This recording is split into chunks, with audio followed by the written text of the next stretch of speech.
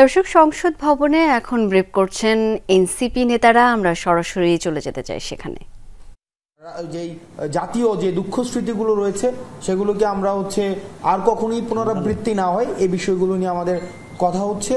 তৃতীয়ত যে বিষয়টি সেটি হচ্ছে যে আমাদের দেখেছেন যে আমাদের সংসদের স্থিতিশীলতার নামে যে আমাদের ভয়েস মাস্ক করে রাখা হয়েছে আর্টিকেল 70, সেটি নিয়ে কথা হচ্ছে, যেটির মধ্য দিয়ে আমরা সংসদের একই সাথে স্থিতিশীলতা, সংসদ সদস্যদের স্বাধীনতা এবং আমাদের সংসদকে কার্যকর আরো বেশিভাবে কিভাবে করা যায় এই বিষয়গুলো নিয়ে এখনো পর্যন্ত আলোচনা হচ্ছে।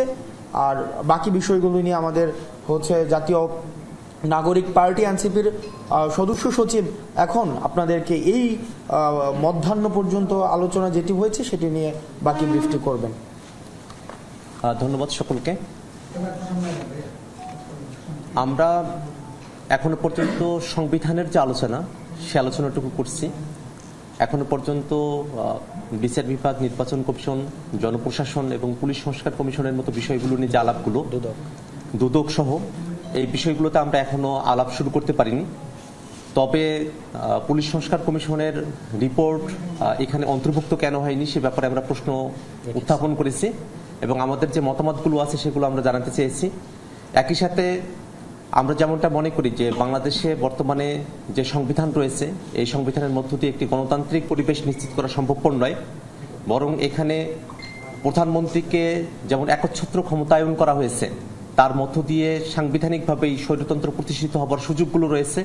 আমরা ক্ষমতার ভারসাম্যের কথা বলছি এবং বাংলাদেশের যে বর্তমান সংবিধান আছে সেই সংবিধানের মৌলিক সংস্কারের কথা আমরা বলছি। সেই প্রেক্ষাপটে কিভাবে নতুন করে একটি সংবিধান পুনর্লেখন করা যায়, রিরাইট করা যায়, গণপরিষদ নির্বাচনের যে বাস্তবতা সেই ব্যাপারগুলো নিয়ে আমরা কথা বলছি।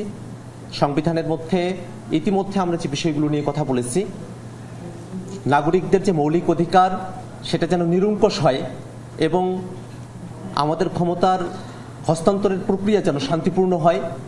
একই সাথে আমরা বাংলাদেশের বিদ্যমান যে রাজনৈতিক কাঠামো আছে সেখানে শুধুমাত্র আইন প্রণয়নের ভিত্তিতে নয়, যেন রাজনৈতিক দলগুলোর মধ্যে সহাবস্থান এবং আস্থার ভিত্তিতে আমরা ক্ষমতার হস্তান্তরের যে প্রক্রিয়া আছে সেখানে আমরা ঐক্যমতে পৌঁছাতে পারি সেই ব্যাপারে আমরা গুরুত্ব আরোপ করেছি, আমরা কথা বলছি। আমরা আশাবাদী যে আমাদের মধ্যবর্তী যে আলোচনার বিরতিতে আমরা এখন আছি এর পরবর্তীতে আমরা আরো আলোচনার মধ্য দিয়ে আজকের যে আলোচনাগুলো আছে সেগুলোর আমরা একটা ফাইনাল কনক্লুশন আপনাদের সামনে আমরা উপস্থাপন করতে পারবো। এই পর্যায়ে পর্যন্ত আমাদের এই পর্যন্ত আলোচনা হয়েছে। আমাদের আলোচনা শেষ পেয়ে আমরা আমাদের পূর্ণাঙ্গ ব্রিফ আপনাদের সামনে উপস্থাপন করব। ধন্যবাদ। প্রধানমন্ত্রীর ক্ষমতার ভারসাম্য